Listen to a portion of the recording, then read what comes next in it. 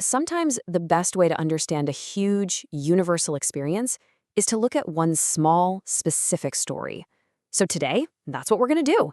We're diving into a piece of historical fiction that focuses on a single day back in 1864, all to explore something every single one of us has felt: the pain and the promise of leaving home. I mean, that opening line just pulls you right in, doesn't it? This isn't just about the fog. It's a perfect picture of how memory works, kind of soft-edged, a little hazy, and, well, about to vanish.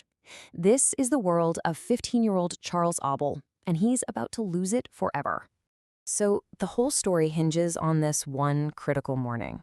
The Auble family is packing up their lives, getting ready to move from Newark, New Jersey, all the way out to Indiana. And you have to remember, back then, that might as well have been another planet. For a kid like Charles, this isn't just moving. It's the end of everything he's ever known. And that really gets to the heart of it, right? What even is home? It's so much more than a building. For Charles, it's the view from his window, it's the routines, the people, the sounds. He's not just packing some boxes. He's trying to deal with the fact that once you go, that home only exists in your memory. He can't even bring himself to finish packing, because doing that would make it all too real. And this is where things get really, just heartbreaking. As the clock ticks down, Charles gets desperate. He's trying to soak it all in, to absorb the life of his entire neighborhood one last time, before it all just fades to black. But how do you even do that? Seriously, how do you commit an entire world to memory? Charles decides to try using his senses, especially sound. He just leans out his window and he listens. And think about what he's hearing. These aren't big, dramatic moments. It's the little stuff, the everyday noise you normally just ignore. But on his last day, all those little sounds become this precious, beautiful symphony. He tries so hard to burn them into his brain, but he can already feel them slipping, turning from the specific sounds of his home into just random noise. You really feel this heartbreak in his last conversation with his best friend Tommy, who's staying behind. Charles makes that promise we've all made. I won't forget. But Tommy, who's somehow wiser than his years, he just hits him with the hard truth. He says, by the time we're 20, we'll be different people. Wow, what a gut punch of reality. It's this idea that friendship, just like home, can't be perfectly frozen in time. So you have to ask, why? Why are they even leaving if it's so painful? Well, this wasn't some random idea. There were huge economic and social forces at play, basically pushing the family out of their past and pulling them toward a future they couldn't even imagine. Charles's father, David, lays it all out. Back in Newark, his small shoemaking business is getting crushed by the big factories. The whole town is set in its ways. The same families have been running things forever. But Terre Haute, Indiana, that's a place with a future. So the way his father sees it, he isn't just moving for a new job. He's giving his sons the gift of a fresh start.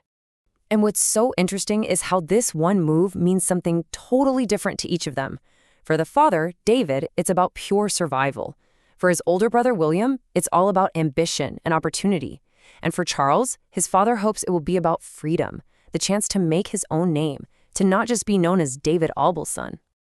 Okay, so you've got the practical reasons down, but knowing why you have to do something, well, that doesn't make it any less terrifying, does it?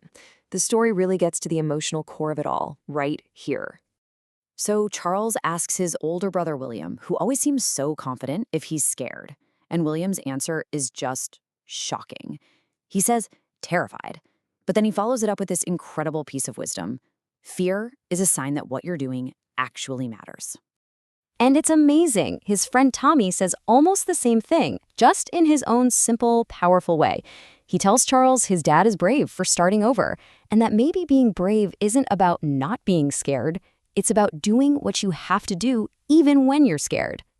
And then William, man, he just brings it all home with this one final thought.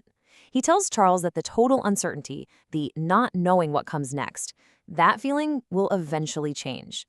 That huge, scary void of fear, eventually, it starts to feel like the wide open space of freedom. And that is the pivot point. As the whole family finally climbs up into that wagon, you realize this moment of incredible loss is also a moment of creation. This isn't the end. It's the beginning of everything else. So the wagon lurches forward. Charles watches his street, his church, his school. Everything just shrinks behind him. He fights the urge to look back. Newark is gone. His new life, whatever it's going to be, is waiting for him somewhere up the road. And get this, here's the epilogue to his story.